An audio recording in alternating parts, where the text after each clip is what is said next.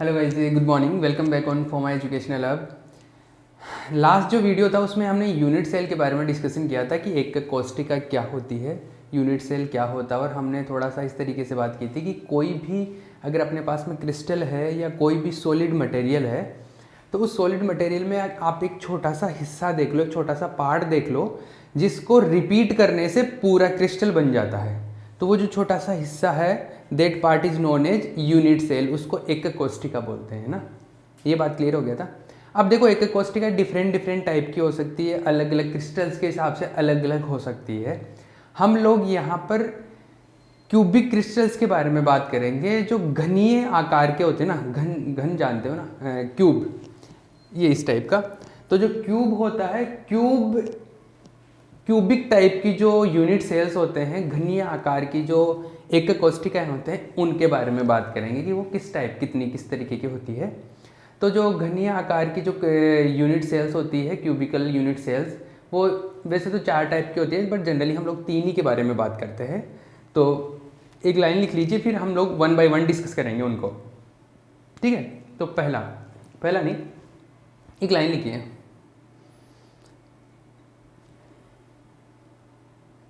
सामान्यतः घनीय एकक कोष्टिकाएं 4 प्रकार की होती है। सामान्यतः घनीय एकक कोष्टिकाएं 4 प्रकार की होती है। There are 4 types of cubical unit sales.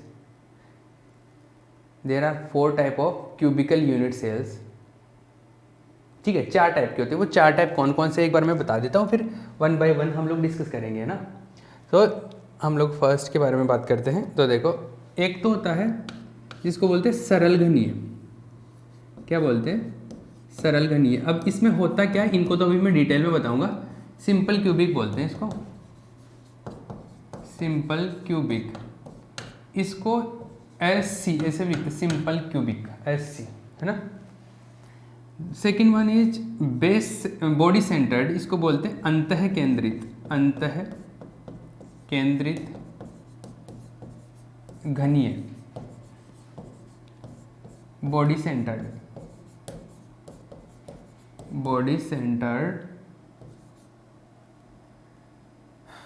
Cubic crystal.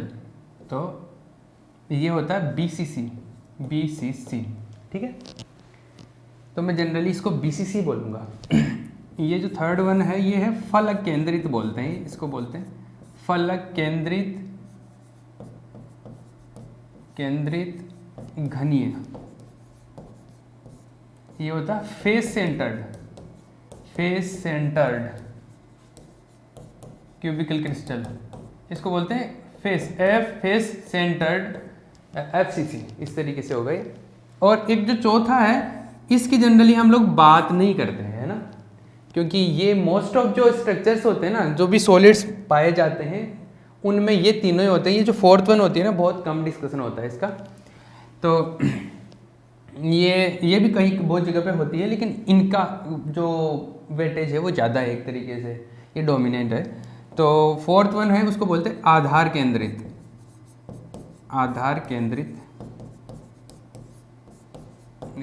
में ये छोटा आता होगा शायद, पता नहीं, जो भी है आपको देख लेना अपने हिसाब से। केंद्रित घनीय, इसको बोलते हैं बेस सेंटर्ड, ठीक है। इसका ज़्यादा हम लोग चर्चा नहीं करेंगे, जो मेनली हम लोग we will discuss about this 3 one, ठीक है ना। तो इन्हीं के बारे में हम लोग बात करेंगे। तो 1 बाय 1 स्टार्ट करें। मैं छोटे अभी पहले ये बात करेंगे, फिर ये, ठीक है। तो जो चीज़ें इसमें डिस्कस करेंगे वही चीज़ें इसमें डिस्कस करेंगे, मतलब जो पॉइंट्स, वही पॉइंट्स इसमें डिस्कस करेंगे, ठीक है। तो एक बार एक के अंदर उन पॉइंट्स को ठीक से तरीके से समझ लेना, फिर दूसरे में भी वैसे आएंगे, तीसरे में भी वैसे आएंगे, ठीक है। तो चलो, सबसे पहले इनको छाप लिया होगा, जिसने नहीं छापा यहाँ पे पॉज करके कॉपी कर लेना इनको ना। तो हम लोग सबसे पहले फर्स्ट वन की बात करते हैं, सरल घनीय सिंपल क्यूबिक के बारे में, SC के बारे में। Let's talk about SC। तो अपने टॉपिक है कौन सा? सिंपल क्यूबिक, है ना।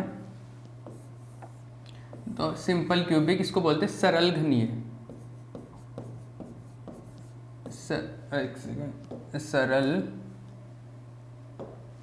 सरल घनीय। ये है सिंपल क्यूबिक। तो पहला आप हेडिंग लिख लो, ये पहला, इसको डिटेल में चलेंगे हम लोग, ठीक है।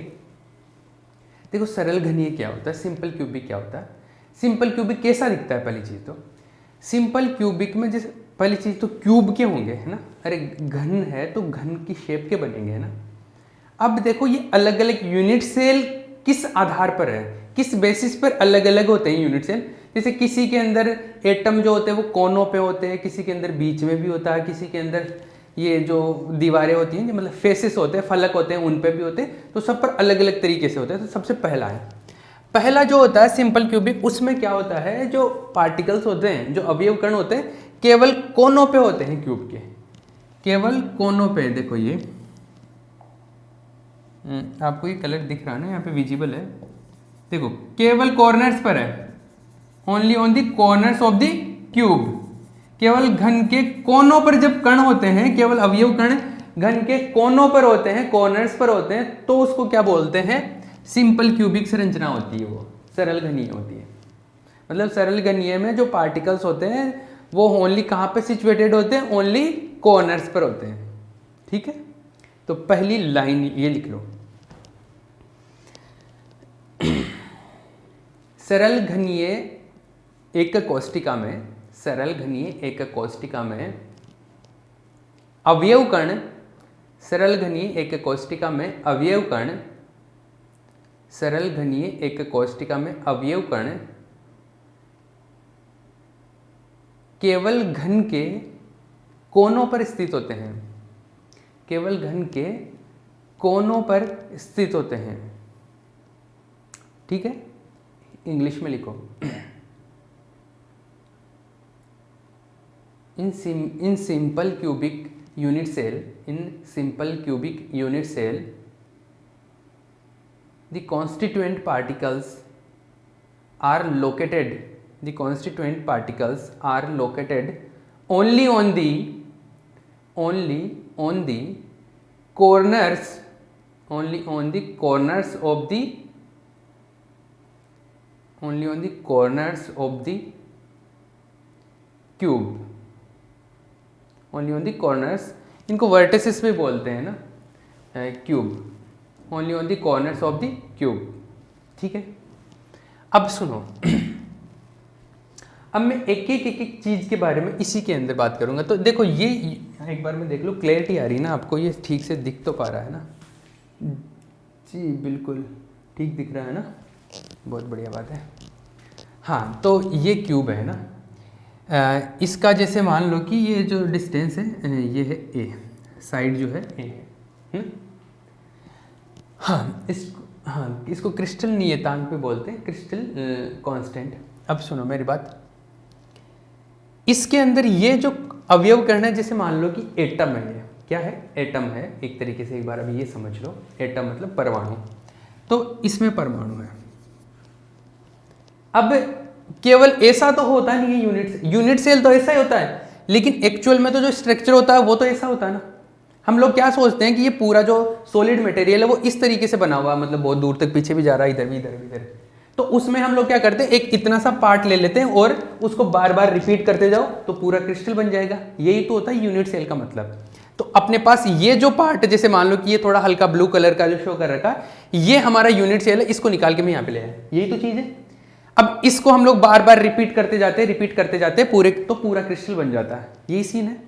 अब समझना, जैसे इसमें ये जो कोना है, ये एक कॉर्नर है, इस पूरी स्ट्रक्चर के अंदर ये कॉर्नर देखना। जैसे इसमें देखो ये है, जैसे ये जो मैं यूनिट सेल है, इसमें शो कर रहा हूँ, ये इसमें देखो एक बार,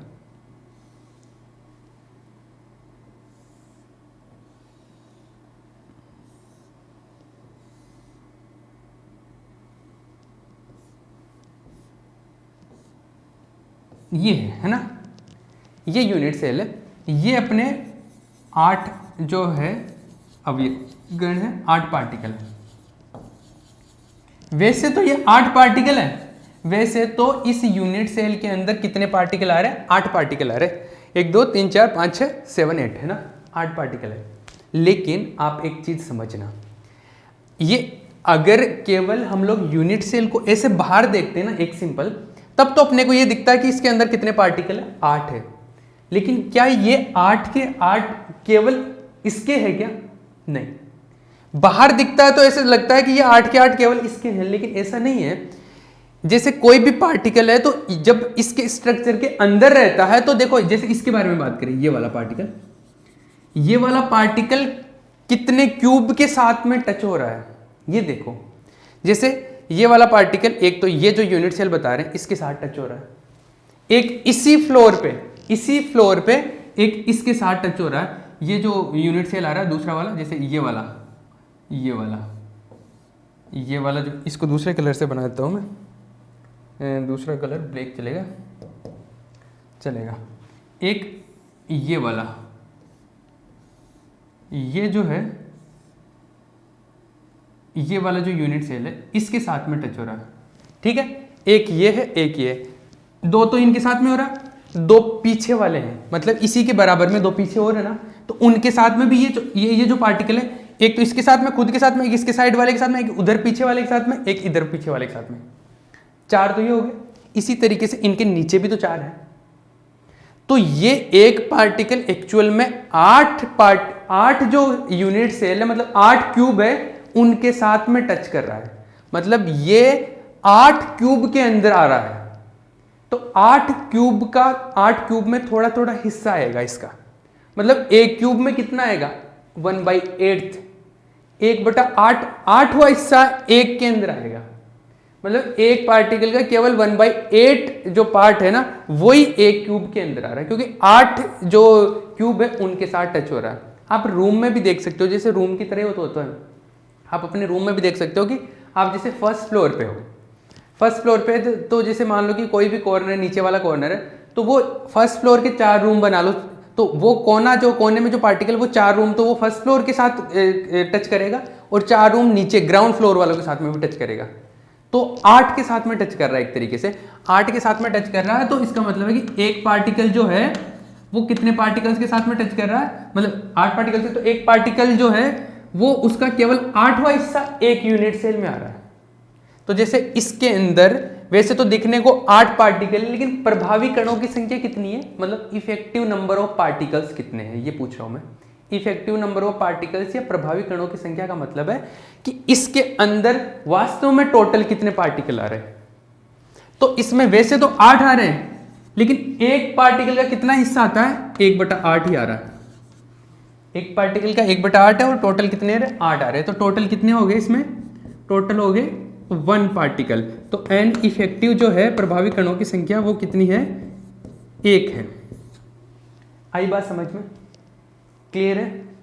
ये चीज मैं जो बोल रहा हूँ ये चमक रहा है ना, ठीक है। तो आपको एक तो लाइन लिख ली ना, अब दूसरा पॉइंट लिखो इसके अंदर, मतलब पहला पॉइंट लिखो इसके अंदर। आप पहली चीज तो दूसरा सॉरी आप एक काम करो, पहले तो ये डायग्राम छापो, ये जो डायग्राम है ना, ये डायग्राम छाप लेना, ठीक है। ये डायग्राम छाप लेना जिसमें 8 कॉर्नर से बना लेना आप, है ना। उसके बाद में ये पॉज करके ये डायग्राम छाप लेना, और उसके बाद में मैं जो हेडिंग लिखवा रहा हूँ इसी के अंदर अब हम लोग क्या करेंगे, इसी को सिंपल क्यूबिक को पढ़ेंगे आगे, और टॉपिक्स डिस्कस करते हैं इसी के अंदर सिंपल क्यूबिक में। तो सिंपल क्यूबिक में एक पॉइंट हम लोग लिखते हैं क्या, प्रभावी कणों की संख्या, प्रभावी कणों की संख्या, number of effective atoms, number of effective atoms, effective particles, या नंबर ऑफ इफेक्टिव पार्टिकल्स लिख लो आप, नंबर ऑफ इफेक्टिव पार्टिकल्स, ठीक है। तो इसके अंदर एक लाइन लिखो,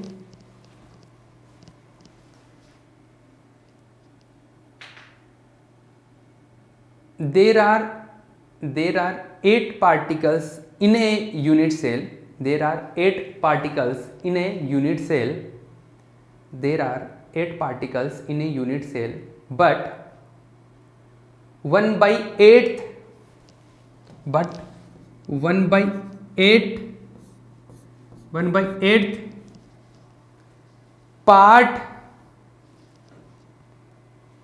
is participating of the particle in a particular unit cell, in a particular unit cell. Hindi में लिखो, इस एक कोशिका में 8 परमाणु, 8 अवयव कण होते हैं। इस एक कोशिका में 8 अवयव कण होते हैं, परंतु इस एक कोशिका में 8 अवयव कण होते हैं, परंतु इस एक कोशिका में 8 अवयव कण होते हैं, परंतु प्रत्येक अवयव कण का केवल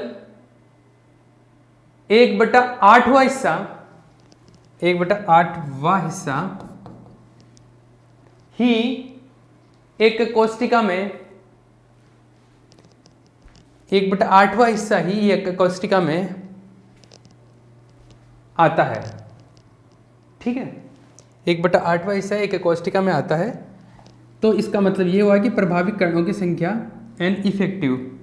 आप चाहो तो इसके ब्रैकेट में लिख सकते हो, यहाँ पर जो लिखा है ना उसके साथ ब्रैकेट में लिखना, n इफेक्टिव बोलते हैं इसको। तो n इफेक्टिव लिखना, अब लिखना ये वो जो लिखा है ना उसके बाद में ये छापना है, ये n effective is equals to 1/8 into 8 is equal to 1। ठीक है ना, तो एक अवयव कण होता है। क्लियर है? जिस यूनिट सेल में क्या बोलते हैं उसको, एक कोशिका में अगर एक ही पार्टिकल आता है ना, प्रभावी कणों की संख्या अगर एक होती है तो उसको हम अभाज्य कोशिका भी बोलते हैं, प्रिमिटिव यूनिट सेल। क्या बोलते हैं? Primitive unit cell. ठीक है ना, तो यहां पर एक पॉइंट और लिख लो इसी के अंदर, यहां पर लिख लो, अतः सरल घनीय एक कोशिका, अतः इसको लिखने के बाद में नीचे, अतः सरल घनीय एक कोशिका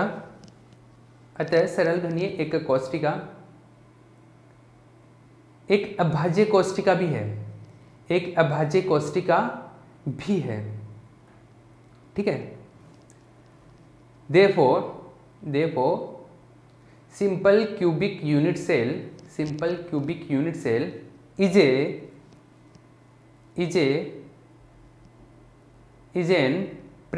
a primitive unit cell also। ठीक है, ये हो गया। प्रभावित कणों की संख्या कितनी आ गई? एक आ गई। तो एक पॉइंट डिस्कस कर लिया। अब दूसरा पॉइंट है इसी के अंदर, समन्वय संख्या बोलते हैं इसको, समन्वय संख्या। हम लोग एक कौन सा सरल घनीय पढ़ रहे हैं, सरल घनीय में हम एक एक पॉइंट डिस्कस करते जाएंगे हम लोग। सरल घनीय, समन्वय संख्या, कोऑर्डिनेशन नंबर।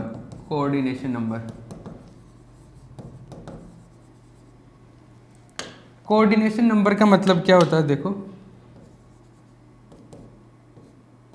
कोऑर्डिनेशन नंबर का मतलब होता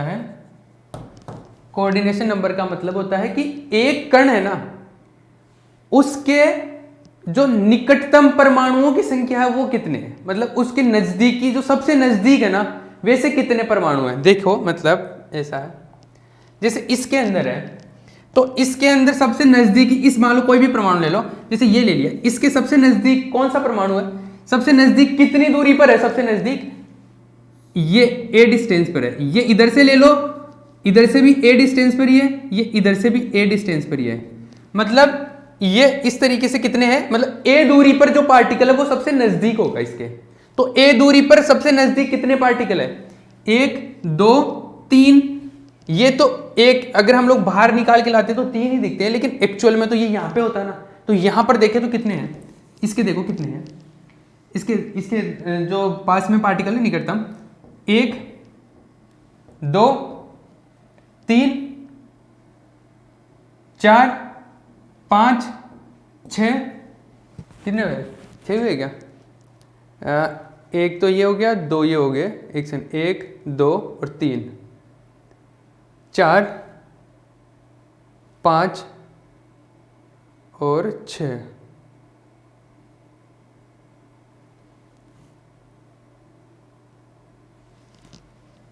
एक सेकेंड,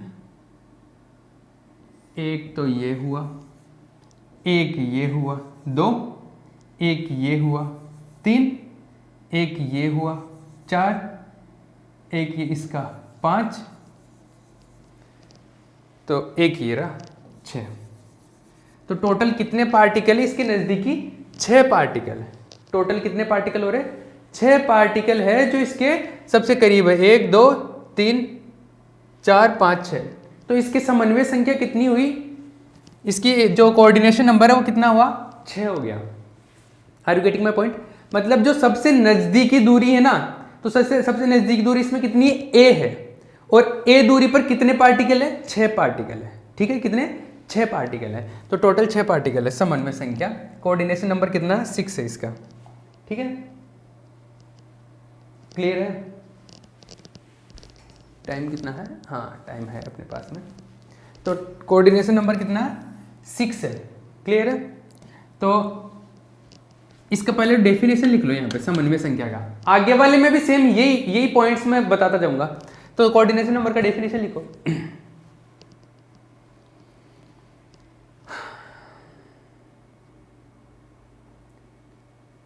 क्रिस्टल संरचना में किसी अवयव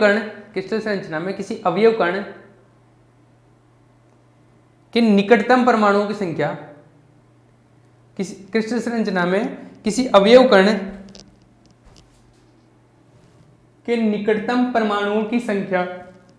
के निकटतम परमाणुओं की संख्या क्रिस्टल संरचना में किसी अवयव कण के निकटतम परमाणुओं की संख्या को उसकी समन्वय संख्या कहते हैं, कि उसको उसकी समन्वय संख्या कहते हैं।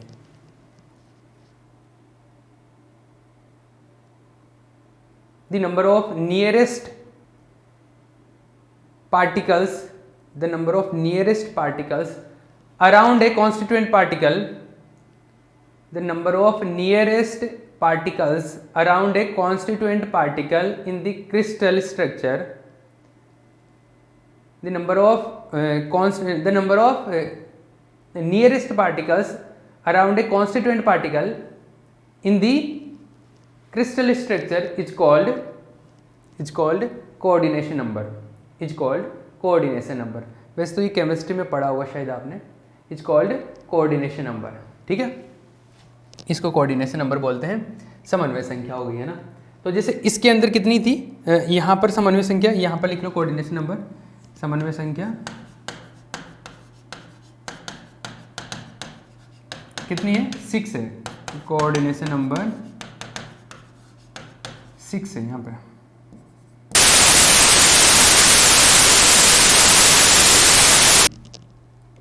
सिद्ध करो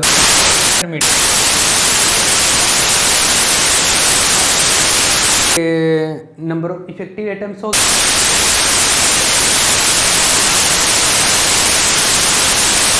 बात करें, देखो दूसरी एक चीज,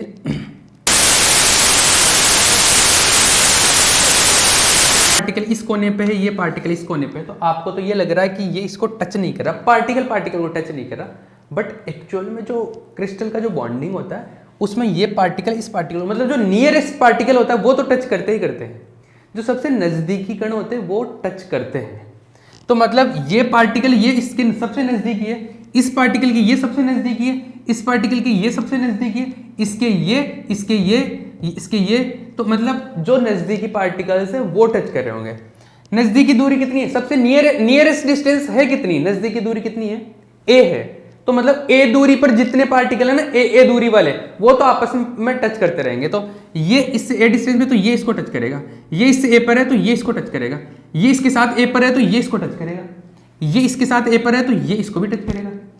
ये और ये देखो, ये है डायगोनल के, ये रेक्टेंगल डायगोनल है, ये मतलब ये आयत के अंदर एक विकर्ण है। तो आयत के अंदर विकर्ण की दूरी कितनी होती है? आयत ये मतलब वर्ग है, एक तरीके से वर्ग का विकर्ण है स्क्वायर का। तो ये वैसे √2a होती है वर्ग का विकर्ण, अगर आपको याद हो तो। स्क्वायर का जो डायगोनल होता है उसका कितना होता है? √2a डिस्टेंस होता है। ये √2a डिस्टेंस है, a से तो ज्यादा है। तो इसमें तो हम बोल रहे हैं कि न्यूनतम दूरी है, जो नियरेस्ट डिस्टेंस है वो a ही है। तो ये तो a से ज्यादा हो गई। इसका मतलब ये पार्टिकल और इस पार्टिकल के बीच में डिस्टेंस है √2a, तो ये टच नहीं करेंगे, ये इसको टच नहीं करेगा, लेकिन ए वाले टच करते रहेंगे। ठीक है, अब ए वाले टच कर रहे हैं तो अब देखो कैसे, जैसे 4 पार्टिकल है, ये 4 पार्टिकल है, इस सीन को देखो, ये 4 पार्टिकल, ये जो थे ना ऊपर ऐसे शो कर दिए, ये 4 पार्टिकल ये ऐसे शो कर दिए। तो देखो ये जैसे ये ऊपर वाले जो लेयर थे ना, इसके तो चारों पार्टिकल यहाँ पे येलो कलर में शो किए हैं, और जो नीचे वाले हैं वो थोड़े रेड कलर के, ऑरेंज या जो भी कलर है, ये हल्का रेड, ये ऐसा ना। तो ये इसके और इसके बीच में ए डिस्टेंस है, तो देखो ये इसके साथ में ये टच कर रहा, तो इसके सेंटर टू सेंटर डिस्टेंस ए हो गई एक तरीके से, इसके सेंटर टू इसके सेंटर डिस्टेंस ये भी ए हो गई, ये इसके सेंटर टू इसके सेंटर ये भी ए हो गई, इसके सेंटर टू इसके सेंटर ये भी ए हो गई। इसी तरीके से पीछे की तरफ भी ऐसे है ना, ये जैसे इसके सेंटर से ये जो है इसके सेंटर में भी ए है, मतलब ये वाला है ये पार्टिकल, ये जो पार्टिकल है ना ये ए है। समझ आ रहा होगा जो मैं बोल रहा हूँ। इसके साथ में ये जो येलो वाला है ये ए पे है, ये येलो के साथ में ये ए पे है, ये येलो के साथ में ये येलो वाला ए पे है, और ये येलो के साथ में ये वाला येलो ये ए पे है। तो इस तरीके से ये क्यूब बनता है। थोड़ा सा लास्ट में गड़बड़ा हो गया, ठीक है, थोड़ा सा इसको अच्छा सा कोशिश करते हैं। ये बन गया, ये क्यूब बन गया। ये वाला क्यूब ऐसे शो करते हैं, एक्चुअल में तो ये ऐसा होता है, ऐसा थोड़ा ना होता है, ऐसा होता है, बट हम लोग सिंप्लीफाई करने के लिए इसको इस तरीके से दिखाते हैं। ठीक है, इसका साइज छोटा करके, ये पार्टिकल्स के साइज छोटे करके दिखाते हैं, ये ऐसा दिखता है। अब देखो मैंने बोला था कि जैसे ये वाला पार्टिकल टच नहीं कर रहा, ये वाला पार्टिकल और ये वाला पार्टिकल भी टच नहीं करेगा। तो देखो यहाँ पर ये वाला पार्टिकल टच नहीं कर रहा, क्यों? क्योंकि इनके बीच में जो दूरी है ना वो ज़्यादा होगी, ए से ज़्यादा होगी। और जो टच कौन करते हैं, जो सबसे नियरेस्ट डिस्टेंस पे होते हैं ना, ए है सब नियरेस्ट डिस्टेंस, तो ए वाले टच करेंगे। ये बात समझ में आई? क्लियर है ना ये जो मैं बोल रहा हूँ? ठीक है, तो पार्टिकल नियरेस्ट डिस्टेंस वाले तो टच करेंगे। तो देखो इसके सेंटर से इसके सेंटर के बीच की दूरी, ये सेंटर से सेंटर के बीच की दूरी, ये क्या है? एक क्यूब का साइड ही तो है। अरे एक वो जो है घन है, घन की क्या है, एक इसको क्या बोलते हैं, भुजा ये है ना, ये तो इसकी लेंथ कितनी ए है, घन के साइड की लेंथ कितनी ए है, ये ए है। अब मैं इसको वहाँ पे बना रहा हूँ। तो हम लोग क्या, जो तीसरा पॉइंट है, वो तीसरा पॉइंट क्या है सुनो, अभी उसके बारे में डिस्कस करूँगा। जो थर्ड पॉइंट है वो है क्रिस्टल नियतांक। क्रिस्टल नियतांक, क्रिस्टल कांस्टेंट, क्रिस्टल कांस्टेंट को ए से रिप्रेजेंट करते हैं, मतलब जो क्यूब है उसका साइड है, जो भुजा की लंबाई ना वो है ए। तो क्रिस्टल कांस्टेंट को ए से लिख देता हूँ, लो ए। अब हमने जो ये बनाया ना, ये वाला, ये एक सेकेंड,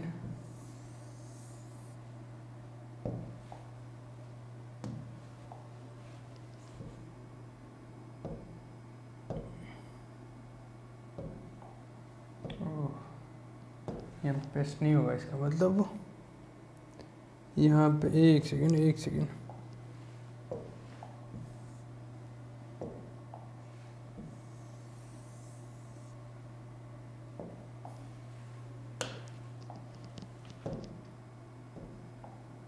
हाँ ना, पेस्ट नहीं होगा, चलो कोई बात नहीं। तो आप ये देखो, ये वाले जो पार्टिकल्स हैं, ये जो इनको दोनों को डिस्कस कर रहा हूँ, ये ऑरेंज वाला और ये ऑरेंज वाला एक दूसरे को टच कर रहे हैं। तो ये वाला मैं वहाँ पे बना रहा हूँ, इधर देखना, एक सेकेंड, एक ये है और एक सेकेंड, इसको तो वैसे ही बनाते हैं ना हम लोग, ये एक सेकेंड, कलर चेंज करते हैं, कलर जैसे एक तो ये है पार्टिकल और एक पार्टिकल ऐसा ही दूसरा बना लेते हैं।